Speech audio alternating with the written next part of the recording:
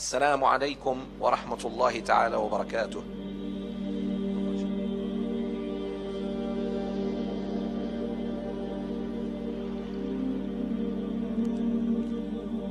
السلام عليكم ورحمة الله وبركاته. اللهم صل وسلم وبارك على سيدنا محمد وعلى آله وصحبه وسلم تسليما كثيرا. اللهم لا علم لنا إلا ما علمتنا إنك أنت العليم الحكيم. اللهم علمنا ما ينفعنا وانفعنا بما علمتنا وزدنا علما.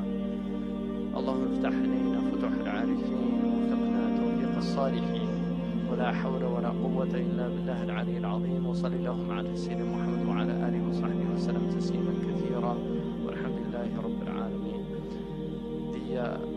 The topic that I wanted to talk about today, for me, it's a very serious topic because in many places, in fact, all over the globe now, we are living in a time where the devil has tools that he's never had before, ever.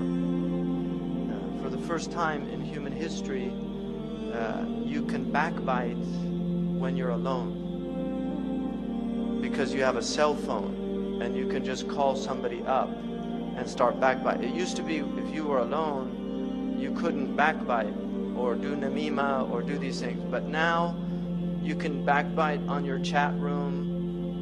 You could text and backbite. And the Prophet ﷺ talked about the dangers of ghiba, because much of what goes on now on the internet is really ghiba. When you leave somebody puts something up on the internet and then all these people have to say these terrible things about them, whether they deserve them or not. They just feel compelled to, and it's all done with anonymity because they're cowards. People won't come and say to your face, but they're cowards, so they'll do it with anonymity. But the angels know who they are. You can be Killer 23 on the internet, but the angels know that you're Abdullah, the son of Abdullah, and they'll write that down. So you can't get away with it. There's no anonymity in the unseen world. The other aspect is the television and films and music. One of the interesting things about Islam is the tension that the ulama had with music. Nobody can make a blanket statement that it's mujma' alayh. If you read Shawkani and Nail al-Awtar, he has a section on this and talks about the khilaf that existed about music. Imam al-Ghazali, Abd al-Ghani al-Nablusi, and other great scholars have sections about sama', which is a sacred type of music that they thought was a good thing and permissible. But the ulama were very wary of music because they understood how powerful music is and how seductive it is and the effects that it has on the soul. This actually goes back to the ancient Greeks. Plato in the Republic, Socrates is the voice that he uses, but Plato in the Republic actually outlaws certain types of music in the Republic because they were so harmful to the soul. And ethos theory is the theory of the effect that music has. In fact, Al-Farabi, who wrote Kitab Al-Musiqa Al-Kabir, the big book of music, which I have in my library, it's a huge book, very heavy. It's one of the earliest works, serious works on the science of music. Al-Farabi was known for being able to make people laugh, cry, become sleepy, or become excited based on maqams that he would play on the oud. He could literally make people cry, and this is well recorded. And this is what you find when people go to concerts. They get very agitated, they have to move. They don't know why, but they have to move. They can't stop moving because the music is having an effect on them. There's demonic effects that sounds have, and then there's angelic effects that sounds have. And so the ulama were very concerned about the demonic effects of sound. And they understood that one of the things that the demons have always used is music to lure people away. In fact, in the hadith about Dawood alayhi salam, who sang the Psalms, he had a beautiful voice and he sang, which is musical, but it was angelic. Shaitan got a little band together and he put it on the side of the road, and the people on their way to hear Dawood would stop and listen to the band of Shaitan, and they would forget about Dawood. And so this was the tension that the ulama had, and it's very important that that tension exists, because nobody can make a blanket statement that music is entirely haram, and nobody can make a blanket statement that it's halal. And so that tension is there so that Muslims never go too far into that thing. Because now you see in the West, people listen to music all the time. They're always plugged in. They get in their car, they turn on the music. They walk, they put in their earphones and they listen to their music, and people have long playlists. They spend a lot of money on these things, and so they're lost. They don't have free time to think anymore because their lives are filled with sound. So the demons have immense tools that they've never had before, and they're using them very effectively. And we're, unfortunately, the people of Haqq are not using them effectively at all. And Allah says, عَاقِبُوا بِمِثْلِ مَا عُقِبْتُمْ بِهِ. Fight with the tools that you're being fought with. The jihad of this age is between the ears. The jihad of this age is between the ears.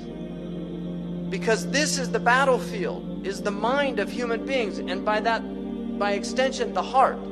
So what I want to begin with a hadith which is muttafaqun alayh in the mustalah of the people of hadith. It means that both Imam al-Bukhari and Imam Muslim relate this hadith in their books. They relate it in a section called Bab al-Fitan. The fitna in Arabic is a very intriguing word because one of the meanings of it is intriguing, right? In other words, it pulls you in. So a fitna, the Arabs, I don't know why, but the Arabs call some of their daughters, they call them fatina, which means she's a fitna. She's somebody that causes fitna, right? In other words, she's attractive or seductive. You're attracted to her. So fitna is something attractive about it. People like fitna. I'll give you an example. You have Muslims that don't do anything. They sit around, they watch TV, maybe they go to the masjid. But when a fitna happens, suddenly they become so active. And they're on the phone, and we have to do something about this. And they really get active because fitna excites people. There's something compelling about it. And this is why in the Sahih al-Bukhari, when fitna happened, one of the greats, and this is the beauty of the Sahaba, because they were one of the many beautiful things about them. They knew that the Prophet ﷺ loved poetry. The Prophet loved good poetry. He particularly liked Ibn Abi Sult, who was one of the spiritual poets of the Jahili Arabs. He liked Labib and others. And in al-Bukhari, he quotes a poet. The Prophet himself never used poetry himself, but he listened to it, and he enjoyed listening to it at times. And he said, "Inna min ash-shi'ri la hikmah." In shi'r is wisdom. When the fitnas used to come, the Sahaba said, Ibn Uyayna relates this hadith in al-Bukhari, that they used كانوا يتمثلون بإمر القيس. They would remember the words of Imr al-Qais. الحرب أول ما تكون فتية تسعى بزينتها لكل جهول. When war first shows up, it's like a decked out woman seducing every ignoramus. That's from Imr al-Qais. When war first shows up, it's a seductive woman who's decked out with her zina. And the young men, they get excited and they run. حتى إذا اشتعلت وشب ضرامها. Until the conflagration happens. And suddenly you're engulfed in the flames of war. ولت عجوزا غير ذات حليل. It becomes an old hag whose who's lost her husband. شمطاء ينكر لونها وتغيرت مكروهة للشم والتقبيل. Ugly, foul smelling, nobody wants to kiss or hug her. This is what they used to quote when war started, to remind them that war looks good until you're actually in it, and then you see that war is hell. And this is why the Prophet said, لا تتمنوا لقاء العدو, Sahih al-Bukhari, do not desire to go to war. It's a disease in the heart. But he said, if you're forced to, فَثْبُتُوا, be brave. But it should not, it's a sickness in the heart to want to go and kill other people. So this chapter is in the chapter of fitna, which also means civil strife. Al-fitnatu ashaddu min al-qatli. Fitna is worse than killing. Here it means persecution. So it can mean persecution. It can mean civil strife. Like when you have civil wars, it's called fitna. It can also mean confusion. So it has many meanings. But all of our muhaddithun had a chapter called Bab al-Fitan. In the Bab al-Fitan, it's muttafaqun alayh, tu'rad al-fitanu ala al-qulubi kal-hasir. The end of time won't come until the fitan are shown to the hearts like a mat. Udan, udan. Vertical and horizontal. And I'll get into this later, but I want to start with this. فَأَيُّ قَلْبٍ أُشْرِبَهَا, any heart that drinks it in. But the Prophet ﷺ used, if the Sahaba got it right, sometimes they didn't, but if the Sahaba got it right, the Prophet ﷺ used a passive form. It's called mabni lil majhul. Ushribaha. The heart is passively taking in these fitan. Then he said, Nukita fihi nuktatun sauda. A black dot will appear in the heart. This is spiritual. It's a metaphysical meaning. If you open the heart, you're not going to see a black dot. But there, in the spiritual realm, in the unseen realm, a black dot appears. And then he said, وَأَيُّ قَلْبٍ أَنْكَرَهَا نُكِتَ فِيهِ نُكْتَةٌ بَيْضَاءٌ. And any heart that rejects it, a white dot will emerge in the heart. In other words, the beginning of spiritual growth. So the other one is the beginning of darkness, of demonic growth. And then this one is the beginning of spiritual growth. And then he said, حَتَّى تَصِيرَ الْقُلُوبُ عَلَى قَلْبَيْنِ, until the hearts are two types only. And then he said, عَلَى أَبْيَضَ مِثْلِ الصَّفَاء, a white heart that's like pure water, it's pure. فَلَا تَضُرُّهُ فِتْنَةٌ مَا دَامَتَ السَّمَاوَاتُ وَالْأَرْضِ. The fitna won't harm it as long as the heavens and the earth are there. And then he said, وَالْآخَرُ أَسْوَدُ مُرْبَادًا.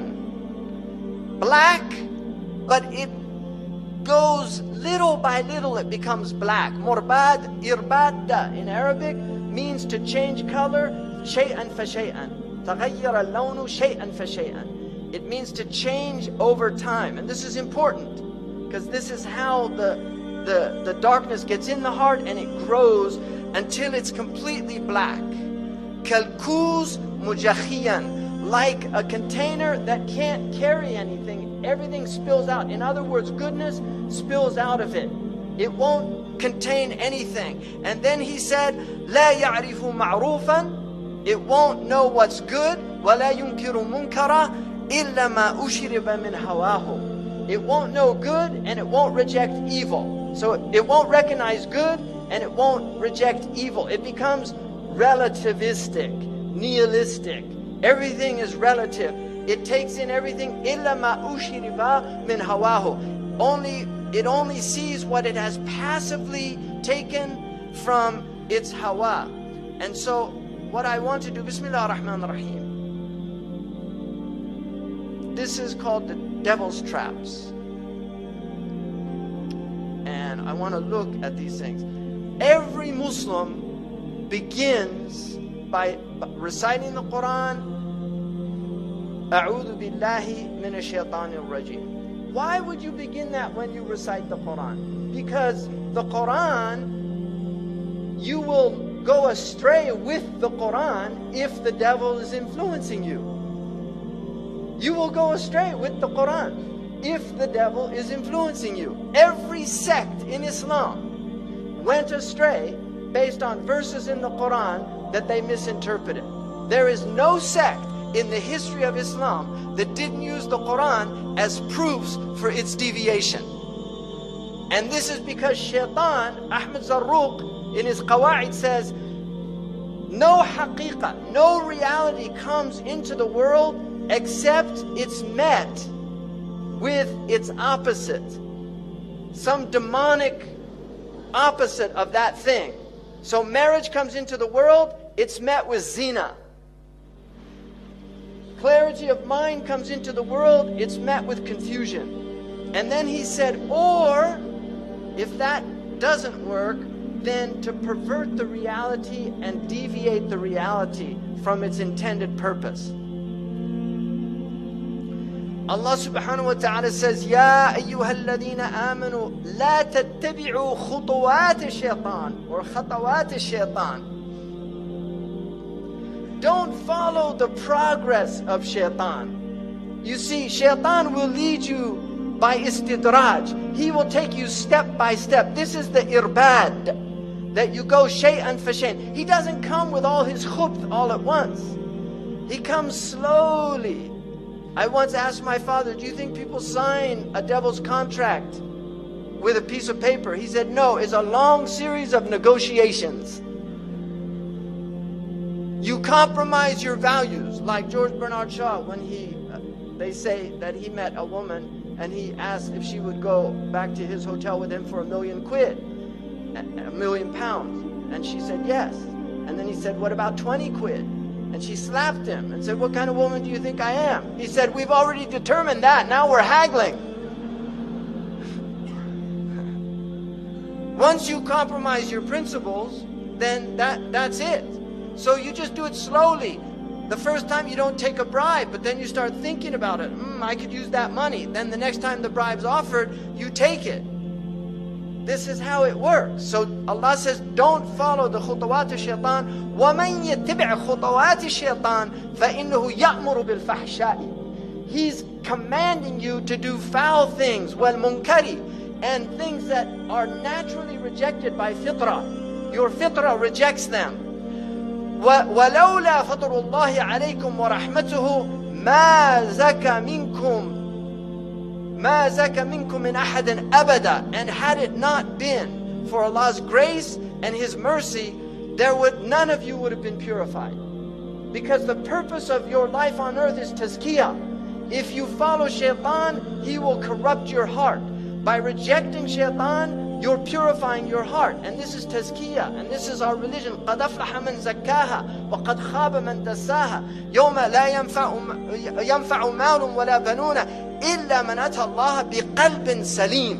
On that day, nothing will avail the human being, no benefit, except the one that comes with a pure heart, with a sound heart, with a wholesome heart. So this is what shaitan wants to do, is do. وَلَكِنَّ اللَّهَ يُزَكِّي مَنْ يَشَاءُ. Allah does tazkiyah, purifies whom He pleases, but He purifies those who struggle. وَالَّذِينَ جَاهَدُوا فِينَا لَنَهْدِيَنَّهُمْ سُبَلَنَا. Allah will purify those who struggle. So you have to do work. The Prophet said, help me.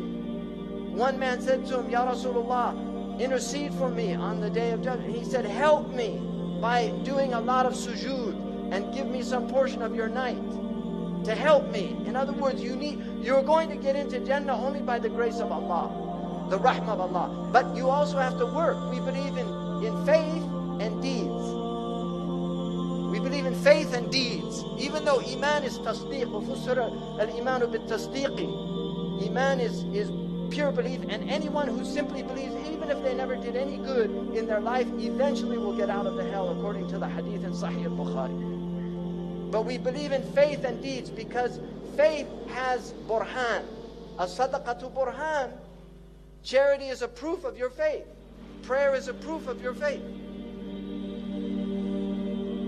Now, what I want to look at, first of all, is the media. When people say the media is the problem, they're right about most things. If you look, all of the research that we have indicates that media violence has increased in quantity, but it's also more graphic, more sexual, and more sadistic. This is the khutawat of shaitan. If you watch films from the 1940s, the 1930s, the 1950s, you can see it's slow. This is how shaitan gets people. يَسْتَدْرِجُهُمْ. He pulls them step by step. These are his khutawat. You start watching films, they introduce violence. In my country, one of the landmark films was a film called Bonnie and Clyde with, what's his name? See, people know, Warren Beatty. Yeah. There's a hadith that in the end of time the shayateen will take forms and they'll tell you fictional stories and you'll say, I can see his face but I don't know his name. It's in Sahih al-Bukhari. And there's a website of actors. The website is called You Know Their Faces But Can't Remember Their Names. That's a hadith. It's amazing. Sadaqa Rasulullah sallallahu alayhi wa sallam. So that film was a major change in America in cinematography, because before that graphic violence was not permitted, but this film showed blood, gore. Now that film looks tame compared to what they have out. These are the khutawat of shaitan, and shaitan wants violence and sex are his two. These are because they're very powerful for the human psyche, and these are the two ways that he can really corrupt the heart. This is from the United States, so I'm using statistics from the US, but it's all coming to you, unfortunately. So 80% of R-rated movies, right? 70% of restricted video games, and 100% of music with explicit content, warning labels, were being marketed to children under 17. So they know what they're doing. These are the minions of shaitan, whether they're conscious of it or not. وَلَكِنَّهُمْ لَا يَشْعُرُونَ. They're unconscious.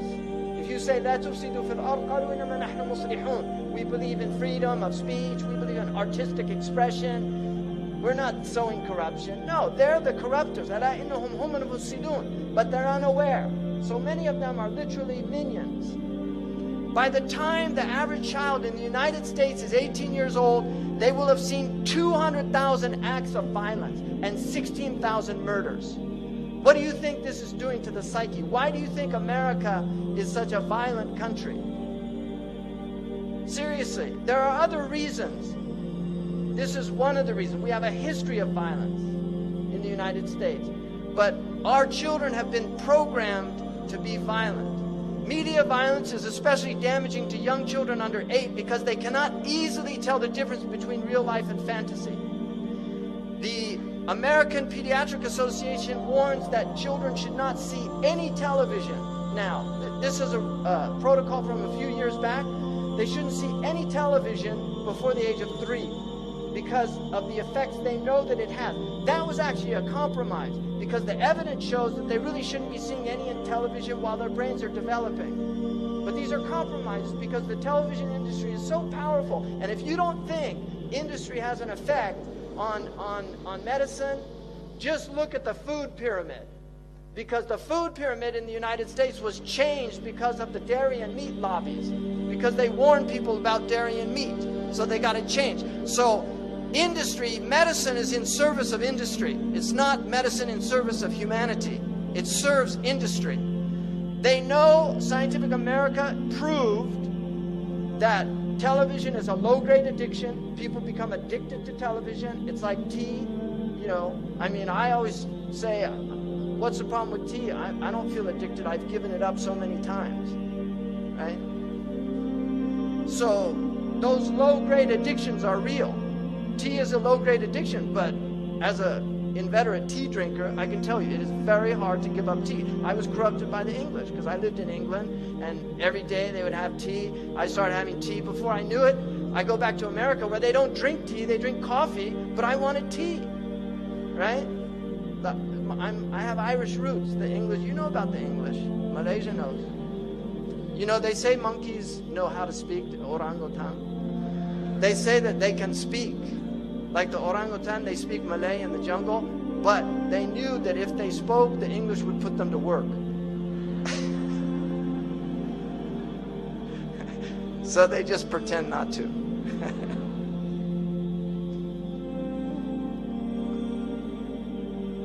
So, TV and film. You have so much children's violence. This is a cartoon for children. You know, this is traumatic for kids. Trust me. I have a person I know who was a child psychiatrist, and he told me he had so many children that had Disney film trauma.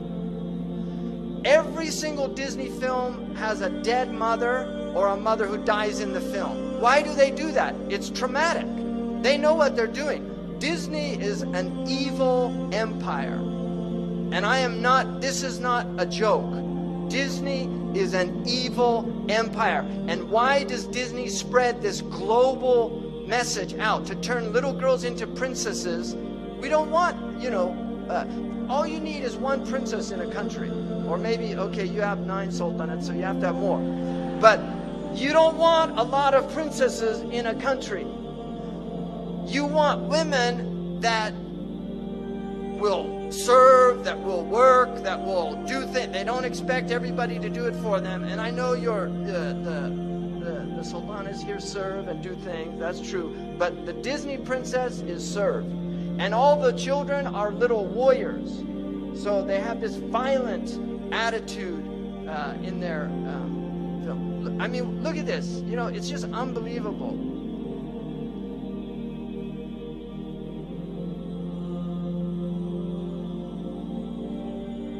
Do I have sound?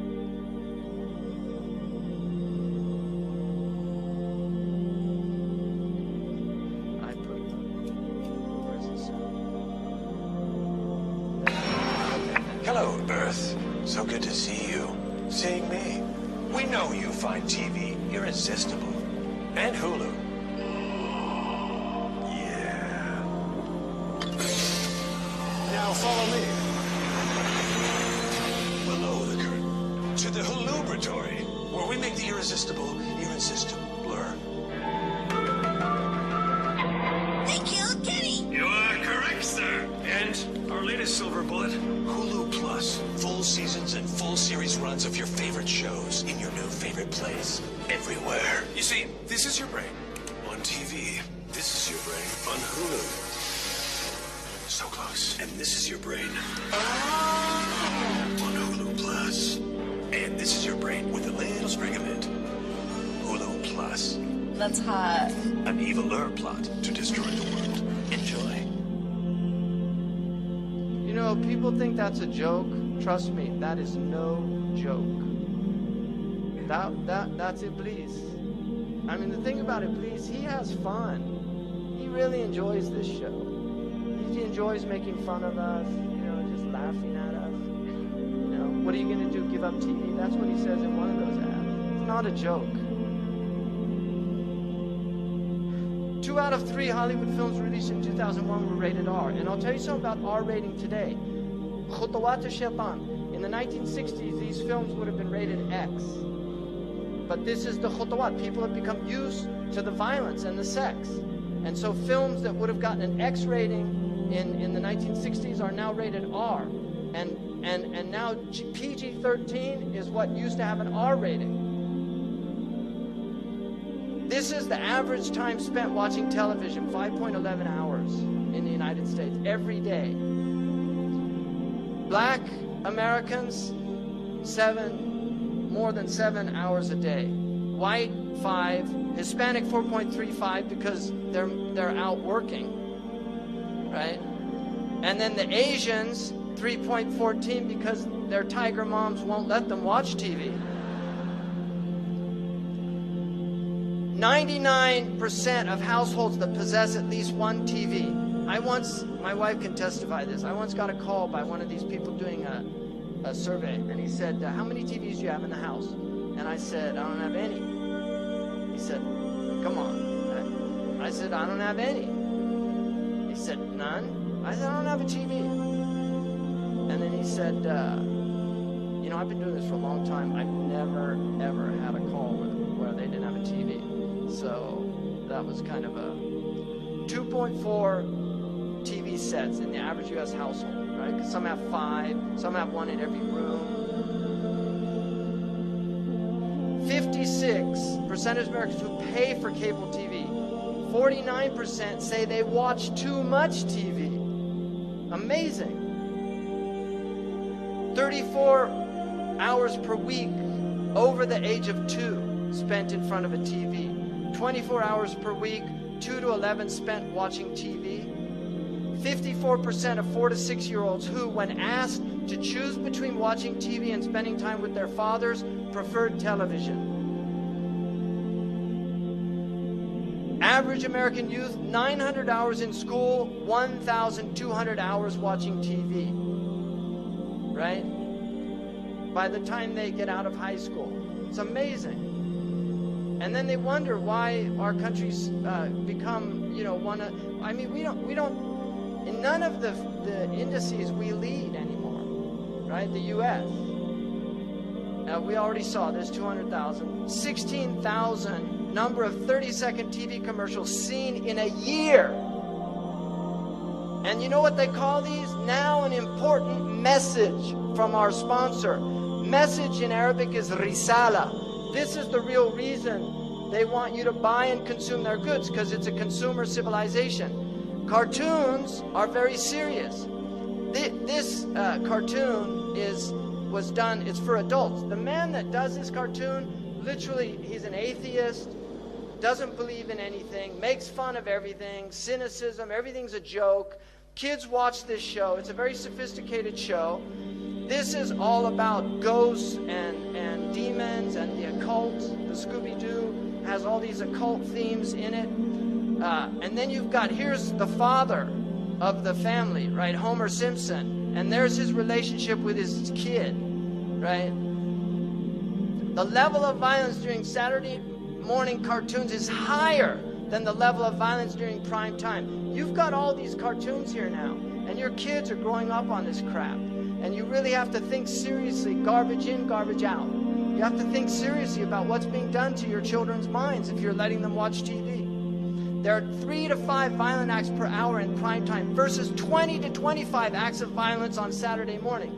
Children imitate what they see. If you put a kung fu film and you put a bunch of 8-year-olds and they watch a kung fu film, by the time the film's done, they're all kicking each other.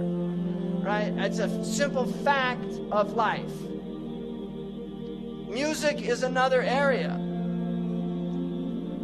2.5 hours per day for teenagers in the United States listening to music. 2.5 hours per day. And as somebody who grew up in America, coming from a musical family, I have so many lyrics that I wish I could sue the people that took that space of my brain, because I would much rather have other things in there. So I have lyrics from, I'm not going to age myself, but I have lyrics from, you know, and empty lyrics, you know.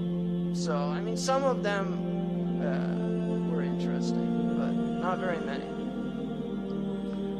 One of them was advertising signs convince you to think you're the one that can win what's never been won, that can do what's never been done. Meantime, life goes on outside all around you. So that's a useful little piece of lyric.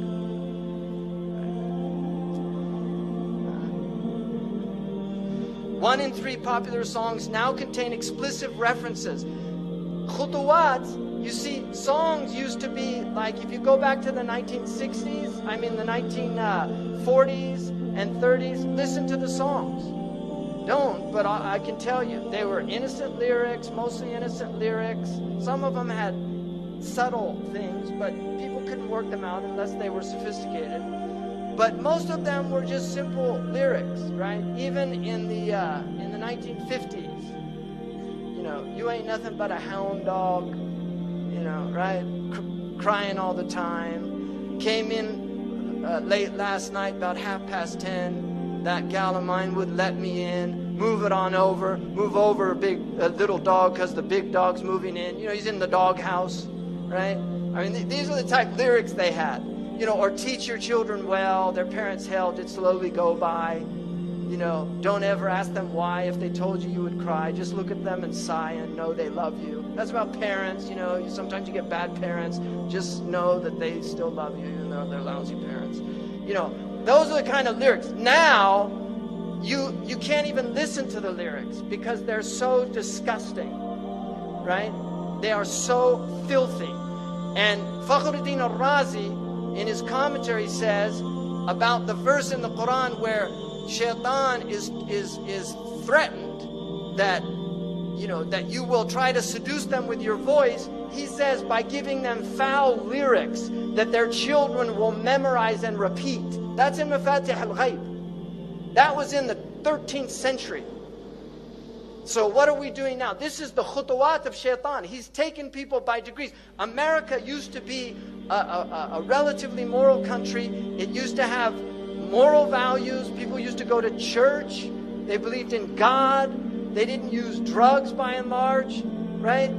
I mean, it wasn't that long ago. Now you go there and 1 out of every 4 women has a venereal disease they can't get rid of. I'm not making this up. You can see the CDC research on this.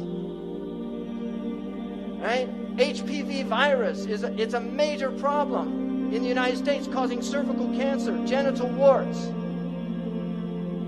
These are real problems. And now they're promoting sexual behaviors that are pathogenic. They're promoting pathogenic behaviors that, you know, in America, you have all these advertising against saturated fats. You know, like a Big Mac is not going to kill you if you eat 1 of them. It'll do some damage, but it won't kill you. Even if you ate 100 of them, it's going to make you sick, but it's not going to kill you. But 1 time of rectal intercourse can be a death sentence. 1 time. And yet in America, they have all these ads warning people against saturated fats, and there's no ads warning them against deviant sexual behavior. Why is that? Because there are lobbies that say that that is hate speech. Why is that? It's not right.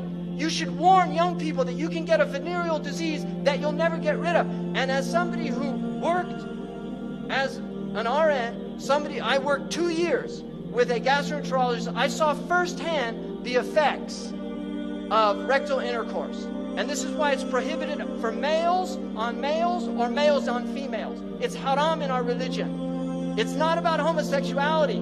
It's simply about this sickness. Because if you do that, you will get very serious sicknesses.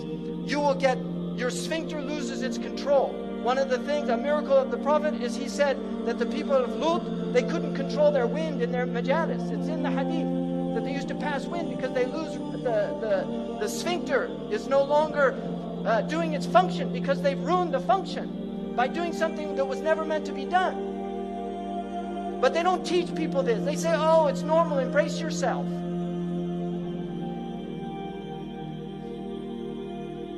The number of times an adolescent is exposed to explicit substance references, 35 per hour. They're listening to 2.5 hours a day, 35 per hour, 84 per day, 591 per week, being told about alcohol and drugs in these lyrics. These are the khutuwat of Shaitan. A long way from Puff the Magic Dragon, which they said was a 1950s song that was really about smoking marijuana. You know, Puff the Magic Dragon, live by the sea, right? 30,700 a year. References to drug or alcohol in songs: pop 9%, rock 14%, hip hop, R&B hip hop 20%, country 36%, rap 77%. And we've got all these kids listening to rap. Now,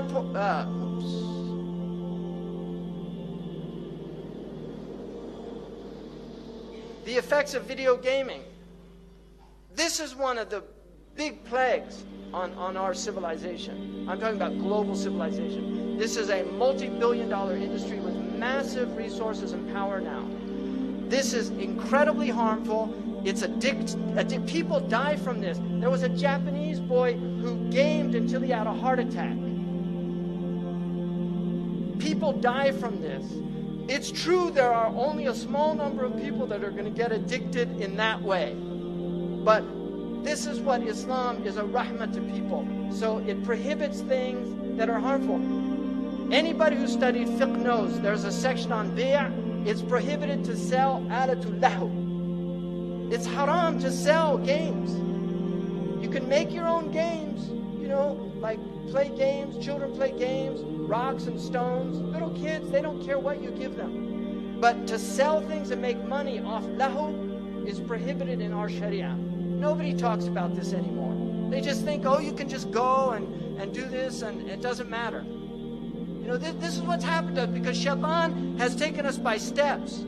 So if you look at these things, social isolation, drop in school performance, obesity, people that game are fatter than people that don't, wasting time, which is a great sin in our religion, to waste our time. It's sinful to waste time. Omar said, akrahu an ara ahadukum sabahlala. I hate to see one of you wasting his time. Imma fi dunyahu aw imma fi ukhrahu. Be doing something to benefit your dunya or something to benefit your akhirah.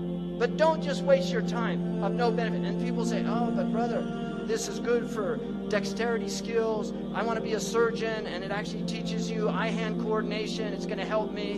You know, nice argument. Violent tendencies. We know this. Financial loss, decrease in empathy. You become less empathic. Average age of these players, 35 years old. What are you doing? Seriously, 35 years old is the average. You know, I'll tell you, I'm gonna make a confession, all right? This is a confession, and my wife will testify to this. When I first got back to the United States, when I left, there were no computers. When I got back after 10 years being overseas, there were computers. All right, I actually met my wife. She taught me how to use the computer. So that's how I met. So I owe computers to that. So, but there was a game called Tetris. And I had never done this before. So I started playing it, and it was really interesting, and I was, oh, okay, and I worked it out, and I don't even know how long I played it for. When I finished, I turned away, and I was seeing those images come down. I never did it again. And my wife would testify, I don't play any of those games. I've never played any of those games. I am against those games. They're evil games. And I really encourage you just to give them up and utilize your time. Learn a language. Go talk to the Orang Asli about Islam. You know, go clean up. Get like volunteer groups that do litter pickup on your streets. You know, seriously, go do something useful. Go work out. You know, keep your body healthy. Go play soccer. Go visit your grandmother. Go to a hospital and visit people that aren't getting people visiting them. Do something useful, but don't waste your time doing this. 49% are 18 to 49-year-olds. 25% less than 18-year-old. 26% are over 50 years old. So this is ammat al-balwa. Look at the physical fight. Gamers, 40% of females have been in a physical fight in America, 51% of males. Look at the non-gamers, 14% as opposed to 28%. You know, and they'll say, oh, but you can't prove any correlation, right? You can't prove it. You don't need a rocket scientist to just know the obvious. It's like the study they did in America to find out why pizzas burn people the roof of their mouth, and then they found it's because the cheese covers the heat on the tomato sauce, right? After spending a lot of money to work that out. You know, I mean, this is the kind of stupidity that, right? Poor grades. Females, almost 40%. 35% of the males, as opposed to 20% and 23%. No relationship though, no correlation, can't prove it.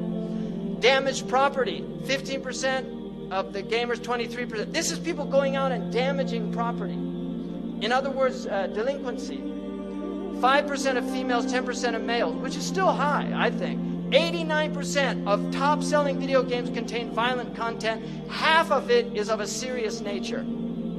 Highly criticized video game Grand Theft Auto, which was actually developed by some criminals. They were real criminals, drug dealers.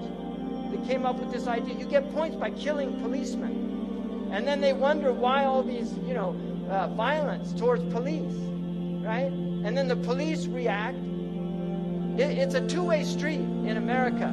If you notice in a lot of these situations, they completely disregard the police. They don't do what they tell them. They say, get on the ground. They don't get on the ground. It's a major problem. And the police use excessive force, especially against African Americans. It's a horrific situation that we have in the United States against poor people.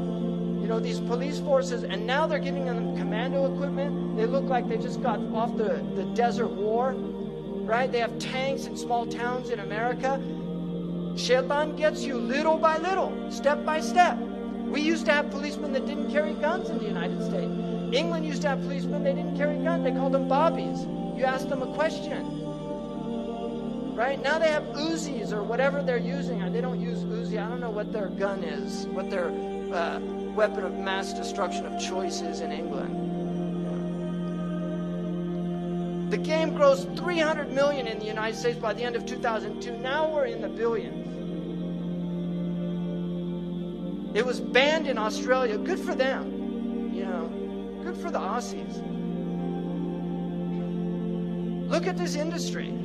He takes you by steps. Look, you're looking, this is 2008. It was almost $12 billion. It's a lot of power. When you have that kind of money, you can buy judges, you can lobby people, you can do immense things. This is the world that we live in now, that's been created. Just watch this scene. This is a game. This is a game that people play.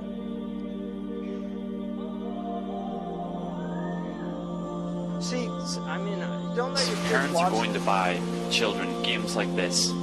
This is real. Kids underage play many games like this because when parents go to buy games, they don't check the age ratings. So this Christmas, when you go to buy a new Xbox game, check the age rating. Yeah, that's to me a lousy message. Don't go buy it.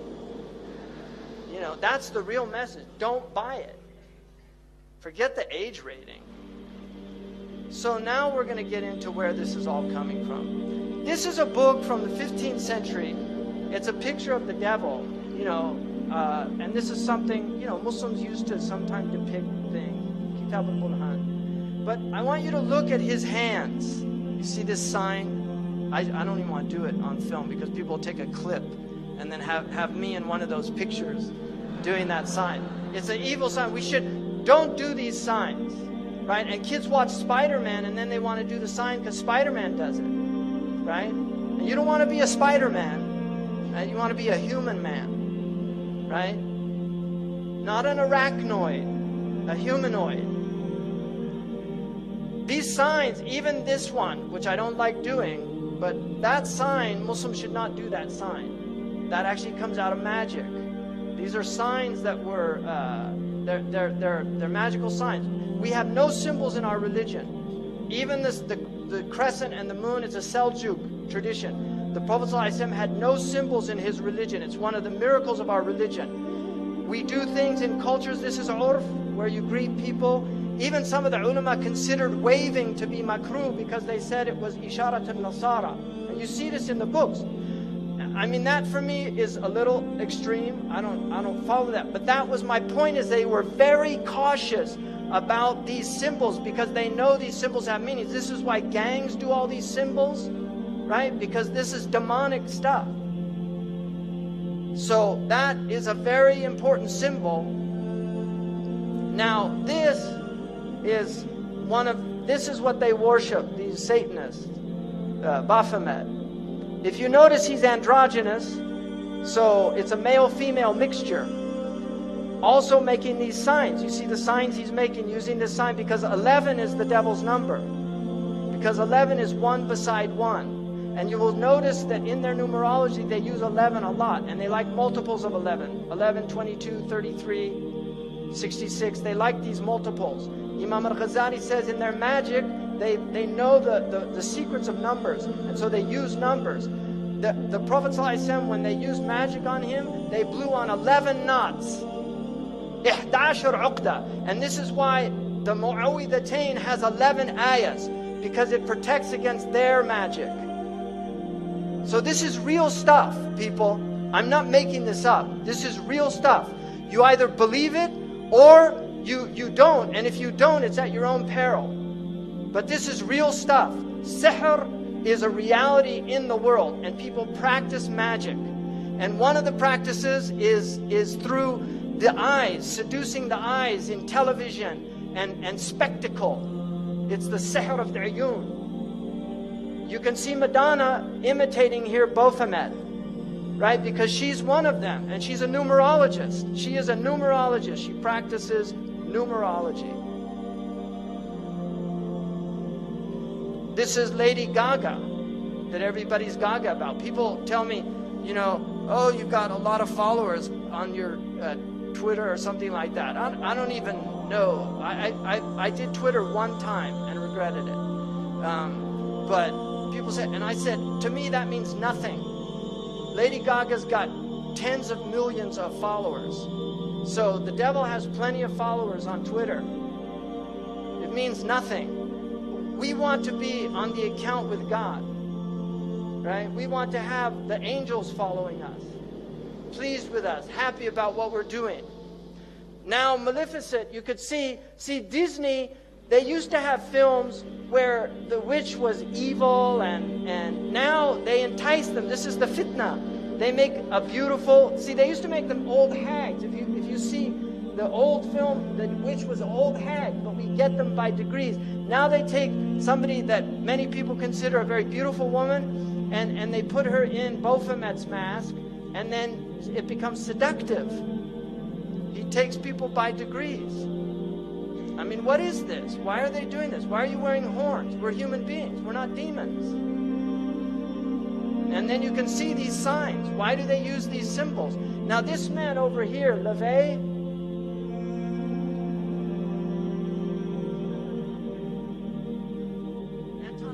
started the Church of Satan. He wrote a satanic Bible, and he explained that symbol that they're all doing, that you saw on that Muslim graphic of the devil, that symbol, he said, was a curse symbol of devils. That's the way they put curses on people, right? And you've got people at rock concerts, they're all doing it, thinking it's cool. Marilyn Manson was a follower of Anton LaVey. He has tens of thousands of people go to his rock concerts. He has them openly denounce God. Openly. He says, I want you all to reject God tonight. And they all do it. So this is real stuff, people. He's very committed to this. He takes it. He's a minister in the Church of Satan. And they use music. Because music is fitna, it's enticing, it sucks you in, you like it, it's enjoyable. This is what he looked like when he was a little kid. And this is one of their symbols also. They use astrological symbols. This is him on stage. This was a cover of the Beatles because John Lennon was heavily involved in magic. He was a follower of Aleister Crowley, who was a magician. And has massive influence on Western civilization. He's one of these unknown influences. But they followed him. They're in doctor's suits with abortion. The Warner Brothers was so disturbed by this that they covered it over. Now this has no shock value for people in the West. But in those days it had shock value. But this was an album cover that they chose. Because they believed in free sex. Free sex necessitates abortions because people get unwanted pregnancies, right? This is khutawat al-shaytan. That's how he takes people. That's why Allah says, وَبِالْوَالِدَيْنِ إِحْسَانًا, right? Allah says, وَلَا تَقْتُلُوا أَوْلَادَكُمْ خَشْيَةَ إِمْلَاقٍ. Don't kill your children out of fear of poverty, but then, وَلَا تَقْرَبُوا الْفَوَاحِشِ. Don't go near the fawahish that will make you want to kill your children. There they are doing these symbols, you see, and this is another symbol. Even though it means okay, it's actually a demonic symbol that represents 666.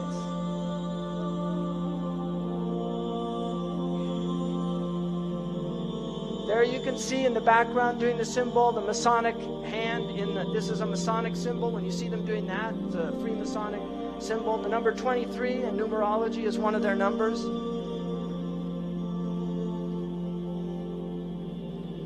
Now look at this young girl, mashallah. So wholesome, this Disney girl, right? Look at her, just wholesome Disney girl, country singer, right? Hannah Montana. If you notice, they use also backwards. It's haram to recite the Quran backwards. This is well known because in magic they recite things backwards. Aleister Crowley taught them to learn how to talk backwards. John Lennon actually knew how to speak backwards. There's recordings of him speaking backwards. And they do backmasking on their albums where they actually play things in reverse. Led Zeppelin, followers of Aleister Crowley, did this on one of their albums. So you're getting literally magical messages. Hannah can be spelled either way, forward and backward. Hannah, right? Oprah, what's her production company's name? Harpo. So when you see these backward things, you know you're dealing with people that are into this magic. Now here's Miley, right? I mean, it's unbelievable. And this with her little horn hair, right? What is this? She had millions of followers of little kids in America, and this is what she turned into. And if you look, you see, where did she get that? Kali, a demon from the Hindu tradition of destruction, because this is a destroyer of the innocence of youth.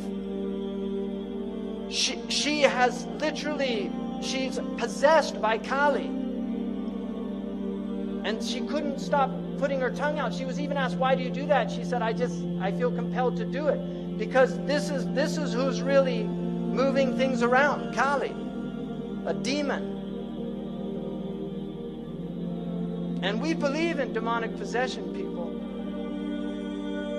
One Direction. Let's go crazy, crazy, crazy till we see the sun. I know we only met. I mean, look at this. I only know we only met, but let's pretend it's love. And never, never, never stop for anyone, meaning your parents or God. Whoa, whoa, whoa, whoa, whoa. That should be whoa, like slow down. But it's not. It's tonight, let's get some. Okay, and most of you, I don't know if you have these idioms in Malay English, but in American English, that is a very clear idiom about... I don't think I need to say it. So let's pretend it's love. In other words, it's lust, but let's pretend it's love and just get some. This is promoting free sexuality. And don't think that they put that Muslim in there by accident or because he was talented. They knew exactly what they were doing. Zayn Malik is a minion of these people. This is a simple fact and a reality. And I'll say it openly and publicly. This is being live streamed. People can make fun of me. They can laugh at me. They can think I'm crazy. They said the same thing about the Prophet ﷺ, so I'm not ashamed of being called Majnun. If they could say it about the best of creation, then who am I to reject that honorific title from the people it comes from?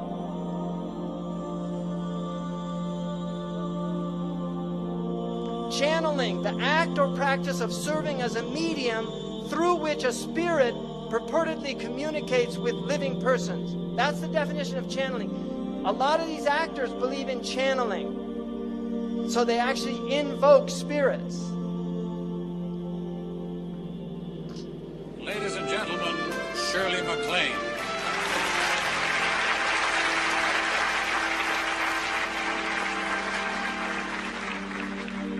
When people ask me who is my role model in this business, I say you, Jack.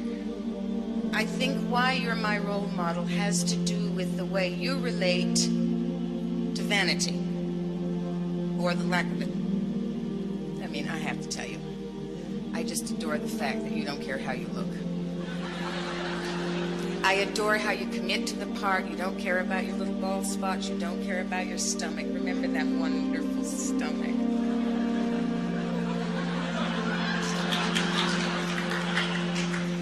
You don't care about your wrinkles. This is all extremely important to me. Doing a love scene with Jack Nicholson is absolute middle-aged bliss. I mean, to lie in bed and rehearse a love scene, it's so funny, it's so spontaneous, it's so open. We're lying in bed and we're rehearsing the astronaut Garrett Reed love scene. He's explaining to Aurora what it was like to walk on the moon. She's loving it. And then we launched into the first take, and two voices came out of you. Do you remember this? Two voices, and they were simultaneous words, but they were two levels of sound. And I looked over at you. You were amazed. I was amazed, and you said, "Well, Cheryl, I'm many different people." I said, "No, Jack, you're channeling." So I'm many different people. That's literally what the devil says in the New Testament when he's asked what his name is. He says, "My name is Legion." A lot of different names. Two-tone coming out, two voices at the same time. That's clear. They do what's called method acting, where they invoke. Crowley said the quickest way to invoke a spirit is through acting. So they do a method technique, and they stay in character for the entire film. Jack Nicholson in some films scared people because he would play psychopaths, and he would stay in character even when the filming wasn't being filmed, and it was like he was possessed, because that's what they do. Heath Ledger, who played the Joker, and that had previously been played by Jack Nicholson. When he was killed, they told Jack Nicholson and asked him what he thought. He said, "I warned him about that role." That's what he had to say. So this is Anton LaVey. The birth of TV was a magical event foreshadowing its satanic significance. TV's infiltration has been so gradual. You see, khutuwat. It goes slowly, so gradual, so complete that no one even noticed. So people, 50 years ago, you couldn't have shown the violence. It's gradual, but now it's happened. People say, what happened? It was slow. It took time. Shaitan has till Yawm al-Qiyamah. Anzirni. Give me time. And Allah said, you have till Yawm al-Qiyamah. And He said, I'm going to get them all. I'll get them all. He has time. He's slow. He works slow. He works at you slowly. Shaitan takes his time. People don't need to go to church anymore. They get their morality plays from television and the movies. That's what teaches them morality. Many of you already read my writings indicating that TV is the new God. There is a little thing I neglected to mention up till now. Television is the major mainstream infiltration for the new satanic religion. Anton LaVey wrote this. Now, this is a man who had several actors and actresses that were his followers. They were literally his followers. So he's not talking as some kind of marginalized. This is somebody who had influence in Hollywood. And one of his followers had a heavy influence on many of the major directors in the United States. Dajjalic culture. Inni la'undirukum. I'm going to warn you about the Dajjal. وَمَا مِن نَبِيٍّ إِلَّا وَقَدْ أَنذَرَهُ قَوْمَهُ. No prophet except he warned his people. وَلَكِنِّي سَأَقُولُ لَكُمْ فِيهِ قَوْلًا. I'm going to tell you something لَمْ يَقُلْهُ نَبِيٌّ لِقَوْمِهِ. No prophet said it before him. إِنَّهُ أَعْوَرٌ. He has one eye. وَإِنَّ اللَّهَ لَيْسَ بِأَعْوَرٌ. He doesn't have one eye. You're God. This God has one eye. Why is there so much one-eye symbolism amongst these entertainers. Have you ever seen anybody when you take a picture and he says, hold on, hold on. I've never seen any normal person do that. Why do they do this? Because this is their religion. They worship the one-eyed God. Horus, he's called in Crowley's mythology. Why are they preparing our children for one-eyed characters? Why? Why? The minions. They're actually called the minions in this film. Why are they doing this? Why do they all do these one eyes? What's going on? Why are all their symbols with one eye? What's happening? And then the pyramid, because they believe in a pharaonic structure. They believe in an elite, and then everybody else, the masses that just follow them and do what they tell them.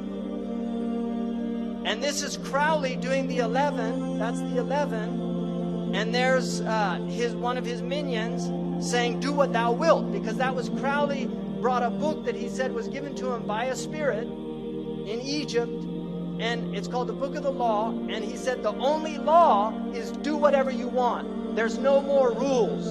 And this has always been what the elite have done. Now they're letting the masses have the law of the elite.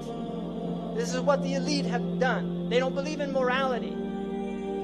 And this is the occultic nature. This is what the Hashashin, they didn't believe in morality. They had 9 degrees. When you got to the highest degree, they told you the Sharia is a myth in order to keep people in control. Religion is just a control mechanism. They don't believe in religion. They just use it to control the masses. But now it's end game. Shaitan's coming out. So we don't need religion anymore. Why do they call this Dark Messiah? This is a game. And why does Dark Messiah, which is Messiah, it's the Messiah al-Muzlim, why does this Dark Messiah have one eye? Who's inspiring them? They might not know what they're doing, but Shaitan is inspiring them to do this because he's preparing people. And if you look at the dress, people used to dress modestly. All of the actors are cross-dressers now. They put them in, and the Prophet said, don't dress, men should not dress like men, like women, and women should not dress like men. He said that you don't do that. Men should dress like men and women like women because we believe in essences. There's a female essence and a male. They don't. They believe in androgyny, that everybody's male, female, we're mixed, and you should explore all aspects of your personality. This is what they believe.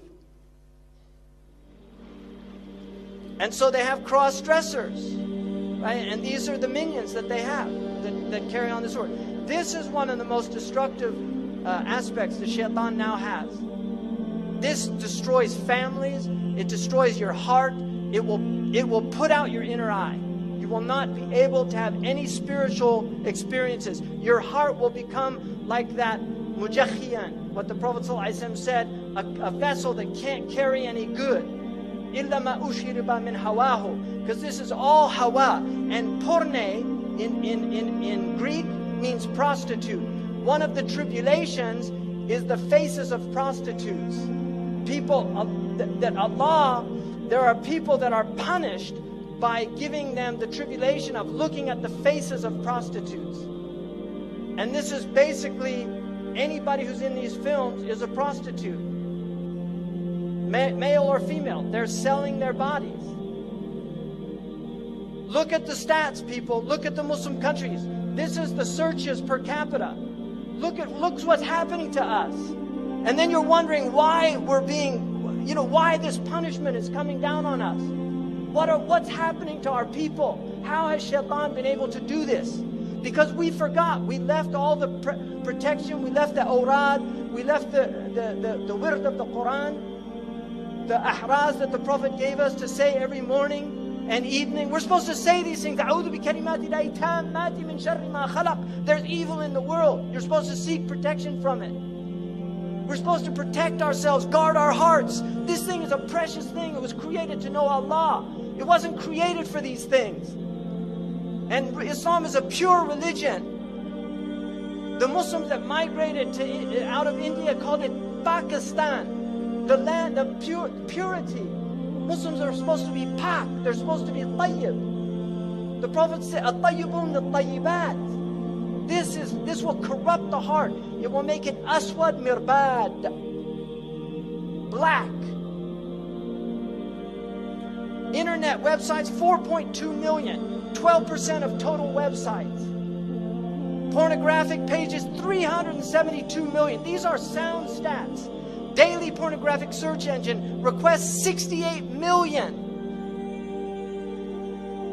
25% of total search engine requests. What's happening to us as a species? Daily pornographic emails, 2.5 billion. 8% of total emails. What's happening to us? Food, junk food now, they know, they have proven. Junk food is addictive, and the more junk food you eat, the less inclined you are to eat healthy food. Any restaurant that you recognize the name, don't eat there. And I'm sorry for the people that have the McDonald's wakala in this country. I'm against fast food. Muslims have their own fast food, you know, like falafel and shawarma. We have our own fast foods, and you have the fast foods in Malay. Eat your own foods. Eat healthy food. Don't eat this junk food. This food is made in factories by chemists to get you addicted. They use rats and they see how much sugar and fat they need to put in. Just like tobacco. People get addicted to it. They can't stop.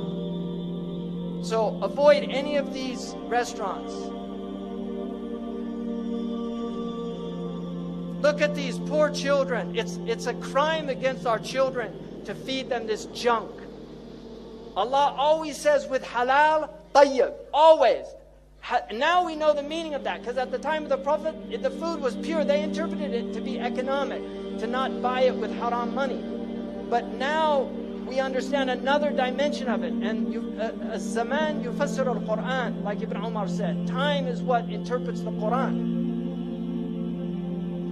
Now we get to where we're at. Signs of the end of time. Ibn Mas'ud said, I said to the Prophet, هَلْ لِلسَّاعَةِ مِنْ عِلْمٍ تُعْرَفُ بِهِ? Does the hour have a knowledge that you can know it by? He said, Na'am ya Ibn Mas'ud. And this is a science that our ulama need to reestablish. Jibreel taught 4 things. There are not 3 aspects of Islam. There are 4. People say Islam, Iman, Ihsan. But Hadith Jibreel has alamat as-sa'. And Muslims have to know these signs so they recognize them when they see them. And there are many signs. One of the signs, يَكُونَ الْوَلَدُ غَيْذًا. Children become filled with rage. وَأَنْ يَكُونَ الْمَطْرُ قَيْذًا. Rain becomes burning or acidic, acid rain. وَأَنْ تَفِيضَ الْأَشْرَارُ فَيْضًا. You'll see evil people spreading widely. يَا ابْنَ مَسْعُودٍ مِنْ عَلَامَ السَّاعَةِ وَأَشْرَاطِهَا أَنْ يُؤْتَمَنَ الْخَائِنِ وَأَنْ يُخَوَّنَ الْأَمِينَ. People will trust treacherous people, and they will consider trustworthy people treacherous. وَأَنْ يُصَدَّقَ الْكَاذِبُ وَأَنْ يُكَذِّبَ الصَّادِقُ. The truthful one will be called a liar, and the one telling a lie will be called truthful. These are signs. يا ابن مسعود إن من علامة الساعة وأشراطها أن تواصل الأطباق وأن تقطع الأرحام. This to me is one of the clear prophetic miracles of the Prophet ﷺ. Because I believe that the atbaq, and you know in Algeria, what do they call the dish? Tabaq. They call the satellite dish in North Africa atbaq. And that is a correct ta'rif. In the East they call them suhoon or dishat. They call them suhoon, and that's an incorrect hadith because a sahan is a flat dish. The tabaq is a concave dish.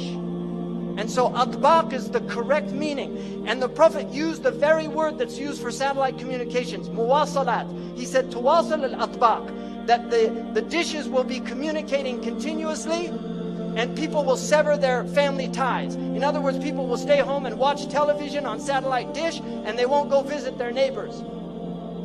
This is an amazing hadith to me.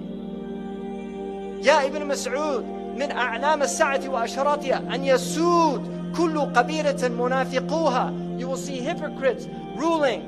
Wa kullu suqin fujjaruha. And you will see the worst people controlling the marketplaces. Ya Ibn Mas'ud, inna min a'lam as-sa'ati wa asharatiha an tuzakhrif al-maharib wa an tukharrib al-qulub. That you will have ornamented mosques, but the hearts would be ugly. They'll be derelict, bereft. So people praying in the mosque, they've done no tazkiyah, but the mosque is beautiful.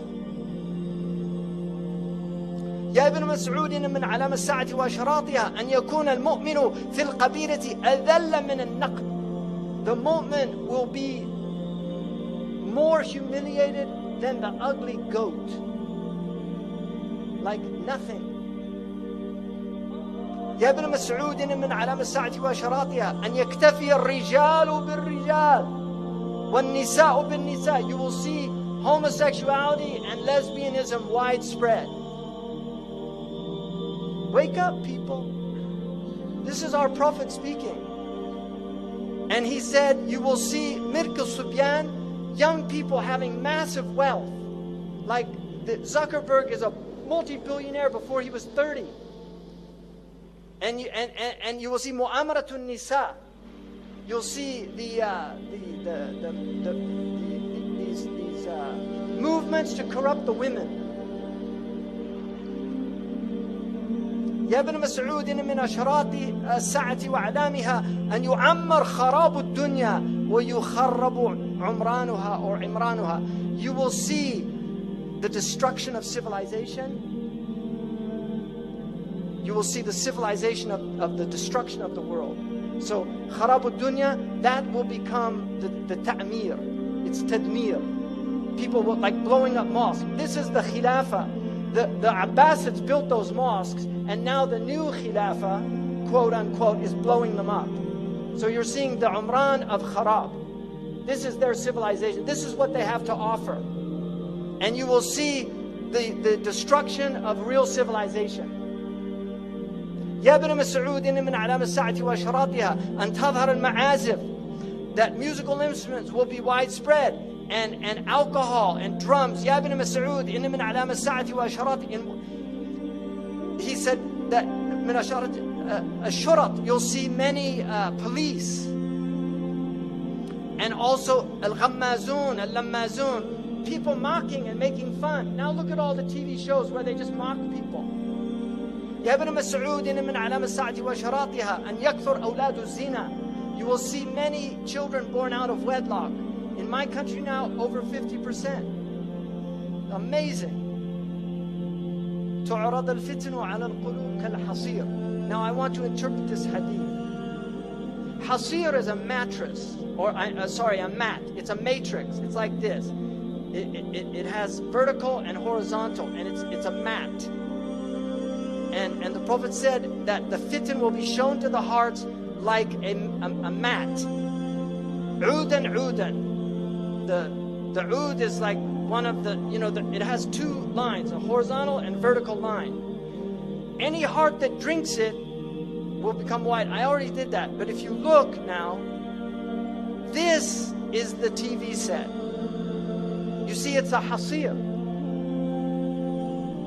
This is the set. It's a hasir. It's a mat. And the Prophet said, the fitan will be shown to the hearts like a mat. Kal-hasir, udan udan. You see, they have a ud. These are called idan. Any Arab would call that idan.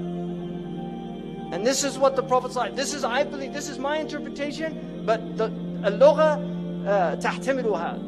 The Arabic language bears this meaning, and that's why I believe it's a valid interpretation. This is the ud, the idan of the television. And this is how shaitan is destroying the hearts, by showing them the fitan on these films and on TV over and over again until people just become accustomed to violence. It's a normal thing. They're not shocked by it anymore. قال رسول الله صلى الله عليه وسلم صنفان من أهل النار لم أرهما قوم معهم سياط كأذناب البقر. You will see people with whips like cow tails. يضربون بها الناس. They'll hit people with it. ونساء كاسيات عاريات. Women that were clothed and naked at the same time. Ma'ilat, they'll sway in their walk. Mumilat, and cause others to incline towards them. رؤوسهن كأسنمة البخت. Ya Allah, Sadaqa Rasulullah. He said their hair would be like the Bactrian camel's hair. This is not a camel the Arabs had. They came from Persia, so they saw them. They knew what they were. These people will not enter paradise. And here's the Bactrian camel. Wallahi, say Sadaqa Rasulullah sallallahu alayhi wa alihi wa sallam.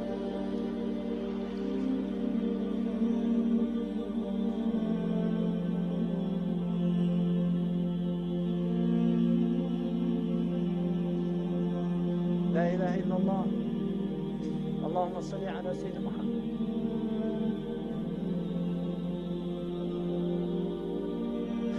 He said people will drink intoxicants from my ummah and call it by other names. Right? They'll have lots of names for it. يُعْزَفُ عَلَى رُؤُوسِهِمْ بِالْمَعَازِفِ. Musical instruments will be on their heads. How did he know about that? That's what it says. I didn't make that up. It says they'll have ma'azif, عَلَى رُؤُوسِهِمْ ma'azif. On their heads are musical instruments. Who would have thought that? Who would have known what that meant at the time of our Prophet ﷺ? But now we see it, all these people everywhere. And here's the iPod. You know, it's not I am a pod. You know, a pod is you know, you have invasion of the body snatchers. They take over your body. A pod takes over your body. They took out the verb to be. They just say iPod. Because you're not being anymore. You're a shadow of your former self. Your mind is filled with their thoughts. You're not even yourself anymore. You're listening to Rihanna or Madonna or Haifa Wahbi or whoever the latest fashionable singer is. أعوذ بالله من الشيطان الرجيم.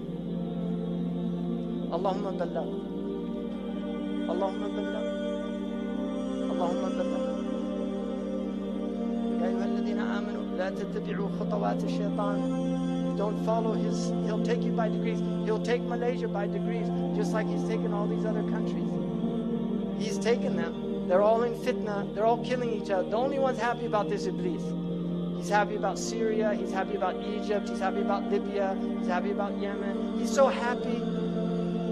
He wrote the happy song. Really, he wrote that song. Like a roof without like a house without a roof. He took the roof off Darul Islam. We have no protection. The storm comes, there's no protection. Now there's no roof because the satellite goes through the roof. So it's beamed into your house. You don't have the protection of your home anymore. What did the Ashab al-Kahf do? They fled to the cave. Right? And that will protect you from the Dajjal. Be in your cave.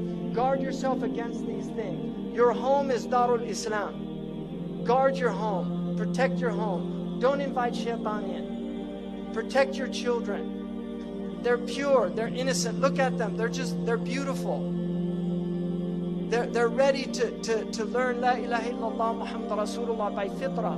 They'll believe what you tell them. But if you put them in front of these things, they'll stop believing.